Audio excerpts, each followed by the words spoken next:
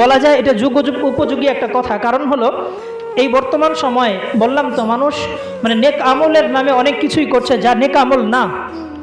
আজকে আমি মনে করছি দান করাই সোয়াবের, জাকাত আদায় করে দিলাম এটাই সোয়াবের, কিন্তু জাকাত দেওয়ার জন্য কয়েকটা জায়গা আছে, 8টি জায়গা।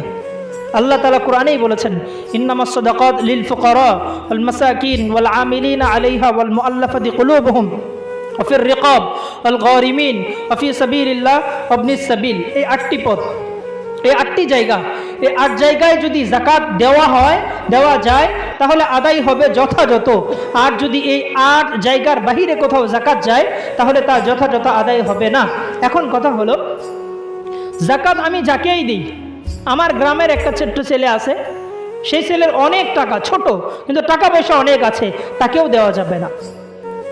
আমার গ্রামেরই একটা ছেলে অনেক অসহায়, তার বাবা তার দেখাশোনা করে না, বাবার অনেক সম্পদ, ওই সন্তানকেও দিতে পারবেন। ছেলেটা অসহায়, টাকা পয়সা একদম নেই, তার বাবার অনেক সম্পদ কিন্তু বাবা তাকে দেখাশোনা করে না, দেখতে পারে না, ওই সন্তানকেও দিতে পারবেন। অর্থাৎ ধনী বাবার গরিব সন্তানকেও জাকাত দেওয়া জায়েজ, কিন্তু নিজের সন্তানকে দিতে পারবে না। আরেক কথা, যেখানে আপনি জাকাত দিবেন, যাকে দিবেন তাকে মালিক বানিয়ে দিতে হবে, তাকে পূর্ণ মালিক বানিয়ে দিতে হবে। এখন যদি কোনো জায়গায় কাউকে দিলে মালিক বানানো সম্ভব না হয় তাহলে সেই জায়গায় দিলে জাকাত আদায় হবে না।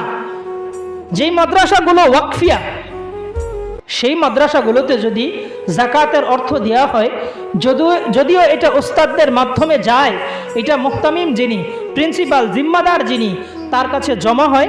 এরপরে তিনি যারা জাকাতের উপযোগী, এরা জিম্মাদার হয়ে ওই উপযোগী ছেলেদেরকে ডেকে ডেকে তাদের হাতে দিয়ে বলে যে তোমরা এটা তোমাদের মাদ্রাসায় যেখানে খানা খাবে ওই খানার ফান্ডে জমা দিয়ে দাও। তাদের হাতে পৌঁছে দেওয়া হয় আপনাদের জাকাতের টাকা পূর্ণভাবে। এরপরে তারা নিয়ে মাদ্রাসায় উস্তাদের কাছে ওই লিল্লাহ ফান্ড যেটা আছে ওখানে নিজের খাবারের টাকা হিসেবে জমা দেয়। তারপরে এটা তাদের পেছনে আস্তে আস্তে ব্যয় করা হয়। কিন্তু যেই মাদ্রাসাগুলো ব্যক্তি প্রতিষ্ঠিত, নিজে প্রতিষ্ঠা করছি, নিজেই চালাচ্ছি, নিজের একার মাধ্যমেই পরিচালিত হচ্ছে, কোনো হিসাব নিকাশ, কোনো মানুষের সাথে পরামর্শ, এগুলো কিছু নেই, বা এটার লিল্লাহ কোনো ফান্ড নেই, ফ্রি কোনো ফান্ড নেই, সবার থেকে টাকা নিয়ে খাওয়ানো হচ্ছে, ওই ছেলেদেরকে যদি আমি জাকাতের টাকা তুলে নিয়ে গিয়ে খাওয়াই, আমার এই জাকাতের টাকা তোলাও জায়েজ না, যাদের থেকে নিয়ে গিয়ে খাওয়াচ্ছি তাদের থেকে নেওয়াও জায়েজ না, যারা দিচ্ছে তাদেরটা আদায়ও হবে না। এজন্য ভেবে চিন্তে আমাদের নেক আমল করতে হবে। দান করলেও ভেবে চিন্তে কোথায় দিচ্ছি, কাকে দিচ্ছি।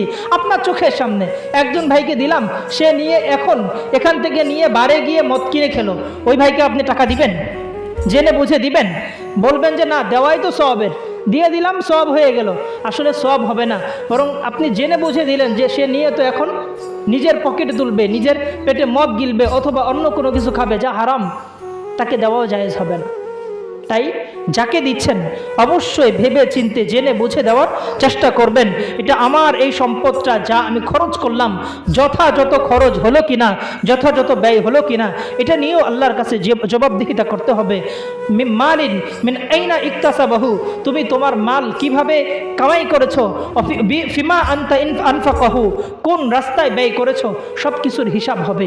তাই হিসাবের ক্ষেত্রে যেহেতু আমার খরচ করারও হিসাব হবে, তাই খরচটা সাবধানে করতে হবে। পারবো তো ইনশাআল্লাহ?